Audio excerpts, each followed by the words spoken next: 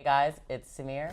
The Pittsburgh Cultural Trust and Broadway Across America have brought the groundbreaking Tony Award-winning show Fun Home here to the Burgh for the 2016-2017 Broadway Across America series.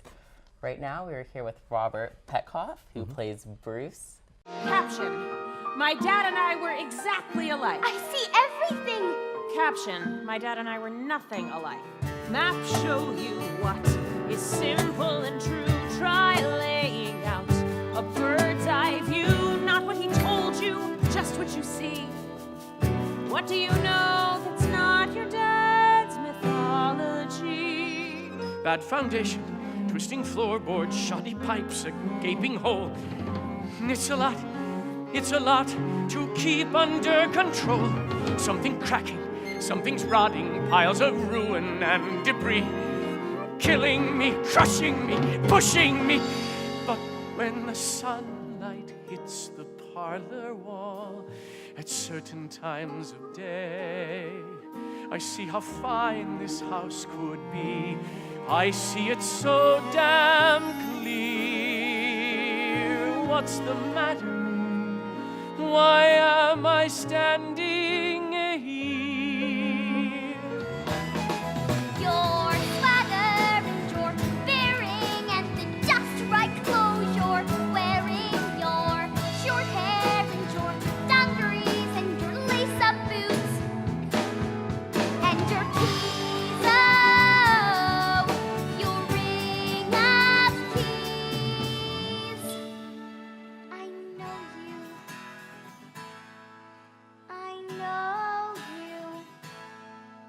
I know you.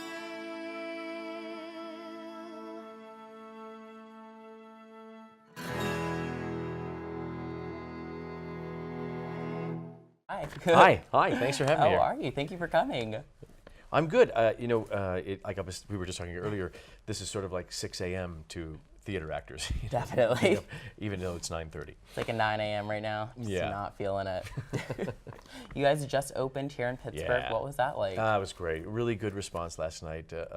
We've come to sort of expect it. You should never expect it, but we've come to sort of expect it that this show, no matter where we go in America, it has that same response. People are moved. People are enthusiastic about it by the end. When we first started the tour, quite a few friends of mine in New York are like, what do you think it's going to be like out in the rest of the country with this story? And I said, honestly, I don't know. I really don't know what to expect. And now I do. That Definitely. it's a story about a family. It's a story about human beings, and everyone responds to it like that. And it's really wonderful. I was about to say, I was at opening night last night. Definitely has something for everyone to grasp onto. Yeah, Anyone yeah. can relate to that show, no matter what the circumstances are. It just has Absolutely. that parent bonding, I think, aspect of it that people just cling on to. Yeah, there's a great quote that someone who had seen the New York production said, the only way you'll relate to this story is if you're a father, a mother, a daughter, or a son. And I'm like, okay, yeah, that makes sense. It's everyone.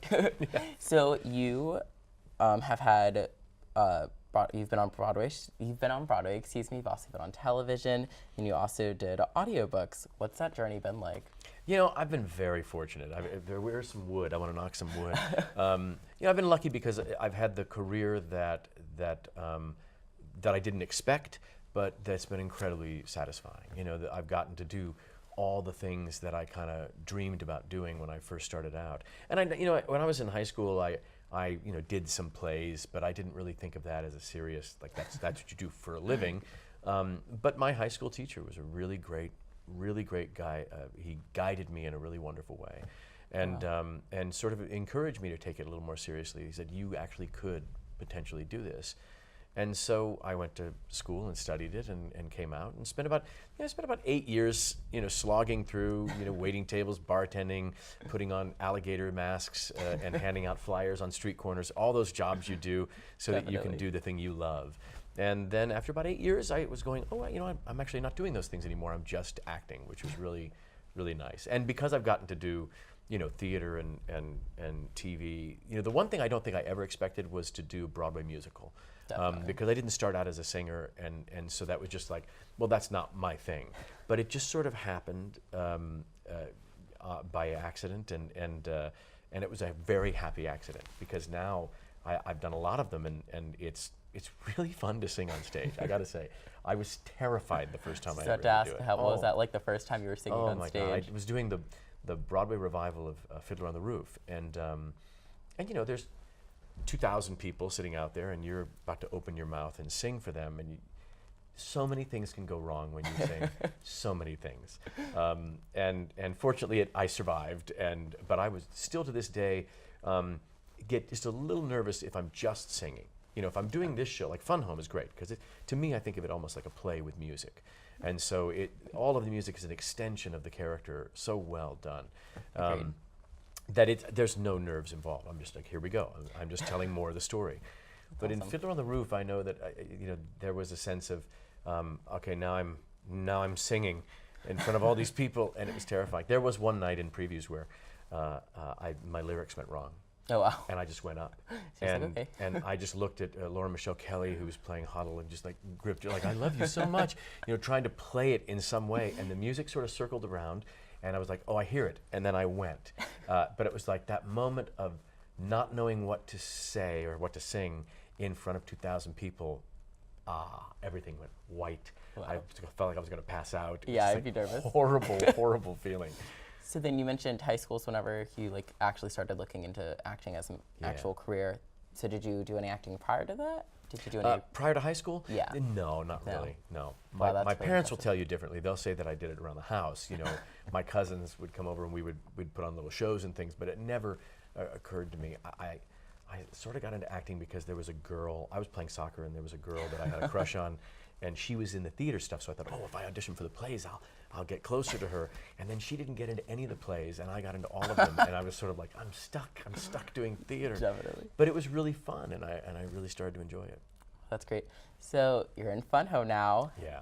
You got to see it on Broadway? I Yeah. imagine? Yeah. What was your first reaction to Fun Home? Oh boy, you know, I had actually auditioned for the original production at the Public Theater that Michael got. So I knew the show, but I didn't know what they were going to do with the show.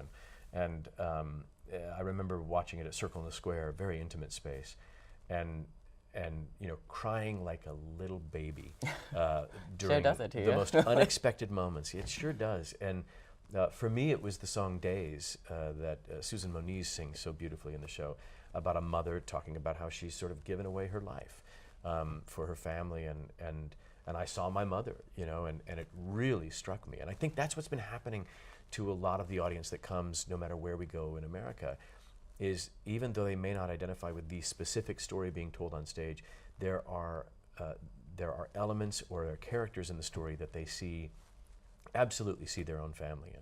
That's definitely, whenever I was sitting there, I was like, why am I crying right now? There's just like certain moments, like I was just like, you feel like that emotion and you're just, you start crying. Absolutely. Definitely don't think there's a lot of dry eyes towards the end of the show in that. Right. So with Fun Home, did you ever imagine, like you said you did audition for Bruce, so then what was it like when you received your call that you were going to play Bruce on the national It was tour? pretty exciting, and it was very conflicted actually, because when I had auditioned as a potential Broadway replacement. There was some talk of Michael Cerveris, you know, taking the tour, and so I thought, oh, I'll audition and maybe take it over on Broadway. And then they said, well, he's not going to do that. Would you be interested in doing the tour? And of course, I was thinking that's a year away from home, and it's a long time to be out on the road. But you know, my wife said, isn't Bruce like the reason you became an actor? Didn't you become an actor to play roles that are that good? And how often do those roles come along? And you're absolutely right. There's no question that I have to do this. And I'm so glad she was smarter than I was. And just said, why are you even questioning this? You just need to do this job. And so it's been incredibly rewarding. You know, for any actor to get to play a really well-written role, a complex, layered role like Bruce, you know, and in musicals, they just don't come along that often. I was just going to say, because you did use complex, and actually I have that written down, he is such a complex character, especially if you like read the book. We spent hours just talking about Bruce in my one class. What's that like? What's the challenge taking on Bruce, let alone from him being an actual person, being an actual father, and then your take on him? Yeah, it's interesting because, you know, of course, my take is I'm doing, you know, my version of Janine and Lisa's version of Allison's version of her father. And and so for me, all I can do is look at the script and look at the graphic novel and try to build. And Sam Gold, our director, who's just phenomenal, was really good and brutal about, this needs to be as honest as possible, and it needs to be as complex as a human being. We can't make him black and white. He's not a villain per se. The people in the audience will disagree with me. They'll be like, "Oh, I hate him," but hopefully by the end of the show you understand him, and I think that's what Allison's journey is. Her journey is not to say, do I love my father or did I love my father? It's why did he do what he did, and what caused all this? And throughout the evening, the audience gets to understand that answer better as well. And so it's a real gift, this role, and it's never far from my mind that this is a real person. And so you don't want to caricature that. You don't want to overdo it. You want to make the character as flawed and as human as he was. Definitely. Whenever I was watching it, I was just like curious, like how you, like where do you even begin with that? Because like you're going off of someone, but yet you still are playing a character. Like, where are the lines for that? Yeah, for me, I just start. First, I start with, I'm a great guy, and because that's how Bruce thought about himself, ugly as he can be, and now I think there's a point where you start to understand that it's more satisfying to play a role in which you let everything out.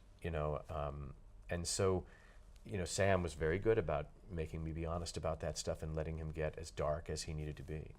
Since you do go to such a dark place, does that take a toll on you at all? It does. I say to people, this show's not physically exhausting. We don't do a lot of dancing, per se, but the journey that I have to go on every night is emotionally and psychically can be very damaging. I find myself every night watching the very final number of the show to sort of bring me back from that dark place that I've gone to. But there are nights where I walk off stage and I have to take a few moments to catch my breath and to sort of center, find out me again, because it's a really horrible, dark, sad place to go to. I was 8 thinking times that, a week. like, whenever I finished watching it, like, I was like, I don't know how I felt. Like, even the first time I watched it, I was just like, I don't know how to feel right now after the show, because you're just like, it ended on a brighter note, then it got like really dark, and you're just like, I don't know how to feel. Right. So what's that like when you're walking out? Are you just like, that's done with? Yeah. Moving on for the night. It's one of those weird things, because it is a show and it's a role where you aren't. I think as an audience, you aren't going, I'm going to hum some tunes as I leave this show. People, more than any other show I've ever done, people have said to me later, I'm still thinking about this show. Any friend who's come to see it will write to me 2 or 3 days later, say, I am still thinking about what I saw. It's still resonating with me in ways and making me think about things in a different way. And I'm like, that's the greatest compliment I think anyone in any art form can get, is that what you've done has made me continually come back to it. Yeah. I mean, that's great that the show leaves you still thinking after it. Yeah. It's pretty awesome. So what is your favorite number to perform each night? There's a beauty in the opening number for me where he sings about linen and he sings about silver. He sings about the things that excite him, that make him happy. Because I think we're sharing with the audience the one part of Bruce that they can sort of latch onto and go, oh, he's a great guy. He likes fine things and he appreciates art and so that music is very pretty, and it's nice to sing that very pretty music. There's not a lot of, I don't have a lot of songs, but that final number, I can't say I look forward to doing it every night, but it is certainly incredibly satisfying to strive to make it honest and to make it work. It's an incredibly satisfying challenge as an actor to not just perform it. Yeah. It'd be very easy to just perform it, rely on technique and hit the points and go. And if you're just doing that, it's never going to resonate as much as if you're sinking into it and breathing it and sadly living it a little bit. Do you, whenever you are going through the show, thinking about your final number, are you thinking about I have this hill to climb, or are you just No, that's the one lesson I learned years ago when I was playing Hamlet. It was that you can only think about the scene in front of you, because when I was doing that role, if I started thinking ahead to be or not to be or any of those things, it started to feel so insurmountable. It started to feel so huge, and if I think for a minute about edges of the world, anywhere in the play, it becomes this weight on my shoulders, and he's not there. So it would be really bad to get to that point before he does. And so I really try to discipline myself to only think about what's the next event, and let them happen as they happen. Wow. I don't know, like you do have like a climactic moment in that show. It's crazy. So you also played in Sweeney Todd, or Sweeney Todd right before Fun Home. Do you feel like that character helped at all with Bruce? Yeah, both of those guys go to very dark places. I mean, Sweeney's is psychotically dark, and in some ways, Sweeney's journey is much simpler. He has a very simple mission. First, see my wife and my child, and then when he realizes that's not going to happen, it's then I want to get the judge, and then when he thinks that's not going to happen, then I'm just going to kill everyone. I'm going to kill everybody in the world.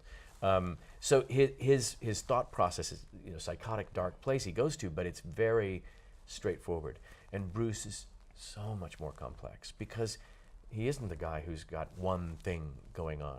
He's a guy who's got this one secret going underneath everything, but everything else is flowing and moving and just out of his reach or out of his happiness seems to be always just out of his reach, And so you can't just play that, but you have to play what's in front of you and just try to let those things happen. Yeah. I was wondering that because whenever I was reading your bio, I was like, oh, you did play Sweeney Todd. And I was like watching that, and after like watching the show, I was like, do those characters like have connections? Because I mean, both are like you said, go to very dark places. Yeah. So on this tour, you are touring with some amazing women. Yeah. How's that been so far? Oh God, they're all so good. I mean, I think the very first time we all sort of sang through the score, I just sat there and going, oh my God, she's great, and then and she's great, and the 10-year-old is extraordinary. So it's really phenomenal. It's really comforting to know that you're in a part of a company that is so strong, because I think every actor's done shows where they're like, if only that character was played by another actor, I think we'd be 100%. And this is certainly not at all that show. Stellar. It's really extraordinary, and there's a great sense of being carried by everyone. We all sort of pick each other up and move through the story with each other. We've got each other's back, which is really important, I think, in any kind of shared story. One thing that I did find especially unique with the show is like just the way the show starts. Mm-hmm. It's just Allison walking out. So what's that like backstage whenever you guys are like, we're going? Yeah, it's very casual. Like you're just like, oh, okay. Yeah, it's so casual that it's important sometimes I have to sort of center myself. I have my boxes that I carry on, and I sort of take a moment with my boxes and breathe and try to, slowly become a little bit of where Bruce is. Because again, he is a real person, and so I don't take that lightly, and I don't want to ever feel like I'm backstage thinking, so when the show's over, I'm going to try to grab a sandwich at Potbelly, and then, I've got to wipe all that, just get that all out. And it's great because the very first line of the show is, Daddy, hey Daddy, come here. And so the minute I hear Daddy, that sort of snaps me in a little bit. It connects me to it. And each time she says it, it goes a little deeper, and we're ready to go. And the minute she says, I want to play airplane, is the moment I always pick up my boxes. It's the traditional, pick them up and hold them and ready, get ready for the entrance. And so that all works to sort of center me into the story. So what's it like backstage? Like, because after that goes like everyone, it's like nonstop. It's only an hour and like 30, it's like 40 an hour minutes. And 35 minutes. Yeah, it's quick. We all of us have time off except for Kate. Who's on stage playing Allison the entire time she's watching the show, which is funny because if she's not there, I mean, this is all happening in her head for her. So if she weren't there, there's no show. But everyone else has moments that they're off and they can sort of breathe and then come back into the story. It's well written that way, but it just moves. There's a sort of this train that you get on at the beginning of the night, and you don't get off until the very end, or until you step in front of a truck. Yep. All right. Well, thank you so much for joining Oh, me thanks today. so much. I really appreciate it. It's great seeing the show. And if you haven't, go check out Fun Home. It's playing now to the 16th of April. Check it out.